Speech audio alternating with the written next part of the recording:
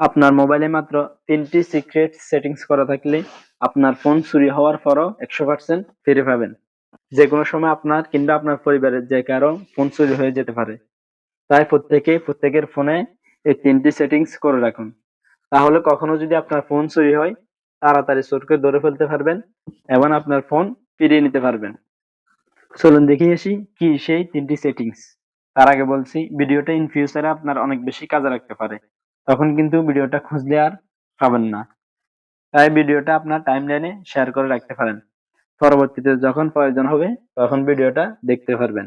আর সাথে আপনার বন্ধু-বান্ধবও ভিডিওটা দেখে উপকৃত হলো। সো চোর মোবাইল চুরি করার পর প্রথমে অবশ্যই বন্ধ করার চেষ্টা করবে। এখন আমরা এমন একটা সেটিংস করব, চোর চাইলেও মোবাইল আর বন্ধ করতে পারবে না। সেটিংসটা কি চলুন দেখে আসি। প্রথমেই চলে যাবেন আপনার ফোনের সেটিংসে। দেন একটু স্ক্রল করে নিচের দিকে আসবেন। এখান থেকে সিকিউরিটি অ্যান্ড প্রাইভেসি খুঁজে নিবেন। দেন সিকিউরিটি অ্যান্ড প্রাইভেসিতে একবার ক্লিক করবেন। দেন একটু নিচের দিকে স্ক্রল করে require password to power off এই অপশনটা চালু করে দিবেন। এখন চোর যখন আপনার মোবাইল বন্ধ করতে যাবে, সে কিন্তু বন্ধ করতে পারবে না। কারণ এখন বন্ধ করতে গেলে আপনার পাসওয়ার্ড চাইবে। আর আপনার পাসওয়ার্ড তো চোর জানে না। চোর যখন মোবাইল বন্ধ করতে পারবে না, সে কিন্তু অবশ্যই মোবাইলের এরোপ্লেন মোড অন করতে চাইবে। এখন আমরা এমন একটা সেটিংস করব, যার কারণে সে পাসওয়ার্ড ছাড়া এরোপ্লেন মোডও অন করতে পারবে না।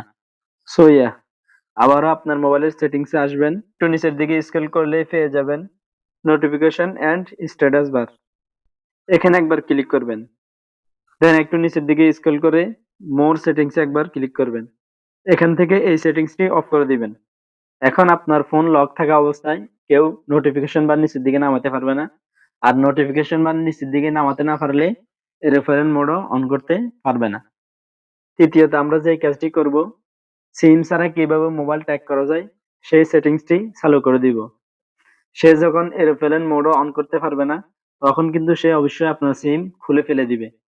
আর সিম খুলে ফেলে দিলে আপনি যদি এই সেটিংসটা করে না রাখেন, তাহলে আপনি কিন্তু মোবাইল আর ট্র্যাক করতে পারবেন না। মোবাইল যদি ট্র্যাক করতে না পারেন, তাহলে কিন্তু আপনি চোরকে আর ধরতে পারবেন না। চলুন সেটিংসটা করে আসি। আবারও আপনার মোবাইলের সেটিংস অপশনে আসবেন। এখান থেকে ফাইন্ড মাই ডিভাইস খুঁজে নেবেন। যারা এই অপশনটা পাবেন না, তারা সার্চ বারে এসে ফাইন্ড মাই ডিভাইস লিখে সার্চ করলে পেয়ে যাবেন। আমি ফাইন্ড মাই ডিভাইসে একবার ক্লিক করলাম। দেন এই সেটিংসটা অন করে দিবেন।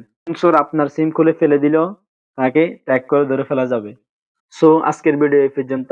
আগামীতে কি নিয়ে ভিডিও পেতে চান কমেন্ট করে জানাতে ভুলবেন না। আর এরকম ইন্টারেস্টিং টিপস এন্ড টিপস সবার আগে পেতে চ্যানেলটা সাবস্ক্রাইব করে বেল বাটনটা বাজিয়ে দিন।